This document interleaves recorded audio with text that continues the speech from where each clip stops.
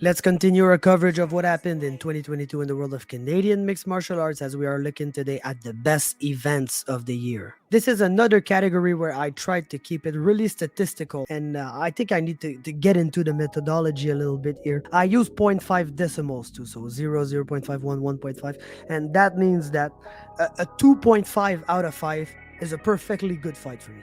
Like, not an amazing fight, not a super entertaining fight, but just a good enough fight. If the fight is a little on the slower side, I'll give it a 2. If a fight is boring, it's going to be 1.5 or less. If a fight is good, that at the end of the fight, I was like, oh yeah, that's a good fight. Or it was a normal fight, but with a great finish, is going to get a 3 out of 5. A 3.5 out of 5 is an excellent fight. And 4 and up is basically for legendary stuff only. So that's my methodology. I give a note to every fight on every event that I listen to, and at the end I just take the total of all the points that I given for each and every fight, and I divide it by the number of fights on the event to give an average grade for every event. And that's how I was able to rank my favorite events of the year.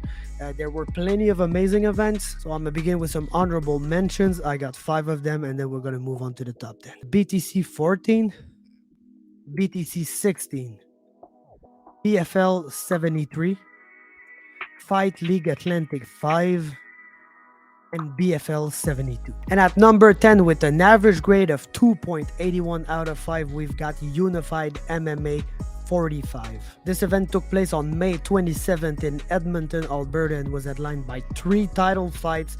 The highlights of the evening were, of course, Majed Amo's comeback win over Neil Anderson, Ryan Ford's first round TKO in the main event, the surprise win of Eli Aronov over Mariusz Ksaskevich, and the surprising KO of Arlie King against Izzuddin Atna. At number 9, with a grade of 2.85 out of 5, we've got Unified 48, the Ontario debut for Unified MMA, the event taking place in Toronto on December 16. And if it wasn't for like 2 slower fights on the evening, this would have been like a top 3, top 5 card of the year. There were plenty highlights. Scott Hudson against Austin Tweedy, the return of Pat Pitlick, Louis Jourdain defeating Gabe Sagman, Ergis Segura coming back with a great submission over Casey Radon. On the prelims, even really delivered Mohamed Ado with his surprise knockout win over Matt Special. So like I said, there were like 2 fights on that event that were kind of slower decisions and that dragged down the average of the whole card. So that's why it's only at number 9. But I'm sticking to my grading system. That's just how it works. At number 8, with a 2.88 average score, Samourai MMA 3, which was headlined by Frédéric Duprat, who defeated Carlos Espinoza with a guillotine in a few minutes. The highlights of the evening: Tommy Morrison against Diego Silva, the pro debut of Jonathan Ramsey, Lenny Wheeler with a first round submission of Maxime Poulain, the incredible performance of Hugo Guillon against Mathieu Langlais, Mehdi Zaidvan with the knees, and the pro debut of Amro Al-Falastini. Which leads us at number 7 to another Samourai MMA event. It is Samourai MMA 2 with a 2.89 average. This was a tougher card for Quebecers, as plenty of them lost on the event, but the highlights, of course, the main event, which lasted a full 11 seconds, but you're never gonna pack as much living in an 11-second fight as Robert Serrais and Kevin Genereux did. Then, of course, Frédéric Duprat with a big submission, Joe Maisonneuve with a highlight reel knockout, Mathieu Chaumont, which was really dominant over James Cardinal-Lozon, the amazing pro debut of Mehdi Zaidvan, which won by slam knockout, and Patrick Connors getting his first win in a while to begin the event. So amazing event in general. It gets a number 7. At number 6, with a 2.9 average, it is BFL 75. The last card of the year for the Vancouver promotion was a stacked one, as Caio Machado defended his title in the main event. Some highlights include Christophe Van Dyke against Matt Dwyer, an amazing knee knockout, Said Mirzai against Hamza Salim, a first round knockout, Gagan Gill knocking out Ryan Rohovich, and Keenan Patershock's comeback win over Keenan Keller. At number 5, it's another year-end card for a promotion. It is BTC 18, which took place at the Rome Gym in Burlington, Ontario on December 10th. The highlights were pretty much every fight on the card. Jesse Ronson coming back in the main event with a first-round submission win. Cody Kovanchek with an amazing knockout of Nate Small. Bilal Mutmayen and Matthew Rusniak went absolutely bonkers on each other for a couple minutes before Rusniak won by KO. Of course, the Kevin Bastien Popovic drop kick and then Weirdo Jiu-Jitsu and then knockout. Mike Mead getting his first pro win over Chester Post. And even the only decision on the card, Matt Smith against Matt Bednarik, really delivered. Was a great fight for a decision, and that's why the card is so highly ranked at a 2.92 average score. It gets our number 5. At number 4, we've got BFL 71 with a 2.93 average grade. Highlights of the evening were, of course, the title fight, which wasn't really a title fight because Dario missed weight, but between Dario Sinagoga and Kyron Cameron, they went at it for 5 rounds. Said Mirzai with a great performance against Bobby Poulter. Mike McCallum defeating Johnny Broad. John Nguyen and Gagan Gill, one of the best fights of the year. Indrubverg submitting Noah Crosswell in the first round.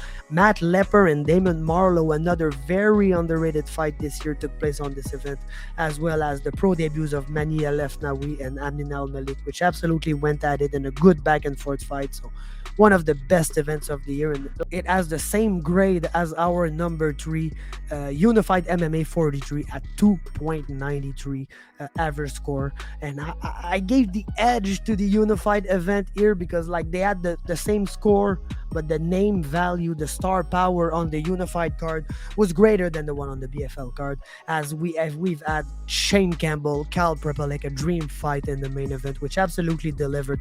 The co-main, KB Buller against Strania Gavrilovic. Ryan Ford, the one Pickney, was a weird but good fight. Neil Anderson against Lucas Neufeld, an amazing performance for Anderson. Zachary Powell defeating Cole Campbell. Ali Charkey defeating Sandeep Sran, and the amazing comeback win for Mac Larson to begin the event against Lorenzo Celis.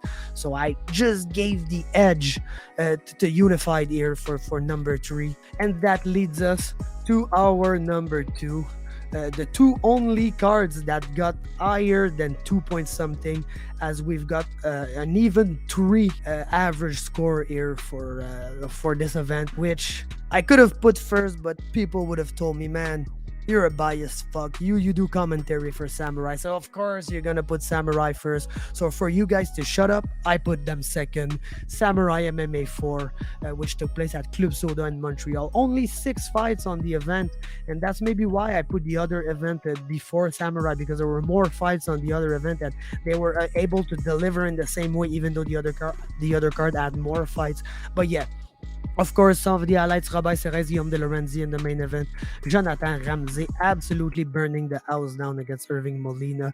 James Cardinal Lozon and Alan Girard having a great back and forth war. Vincent Hull delivering the elbows we were all clamoring for. Charles Azoulay and Keanu Young having an absolute barn burner of a one round fight. And the only blemish on the event, Mehdi Zaidvan with a no contest due to ground strike against Gabriel Mendez. Which leads us to the event of the year, in my opinion, which is the comeback card for Prospect Fighting Championships PFC 14, taking place on October 22 in London, Ontario. Like I said, the average score for this event is the same as number 2. It is 3, but this event had 9 fights compared to only 6 fights for Samurai, so that's why I put the Prospect event in front of them. Cal Prepelec in the main event with a head kick knockout of Marco Elpidio. Michael Imperato getting knocked out in the first round too against Edward Walls. They're very sluggish but amazing contest, which ended in a knockout of the year candidate between James Foster and Chris Leeburn. Gino Galepardas with a very complete performance over Matt Dawson. Jamie and Graham getting a first round TKO win. Gordon Cunningham getting a great second round TKO win.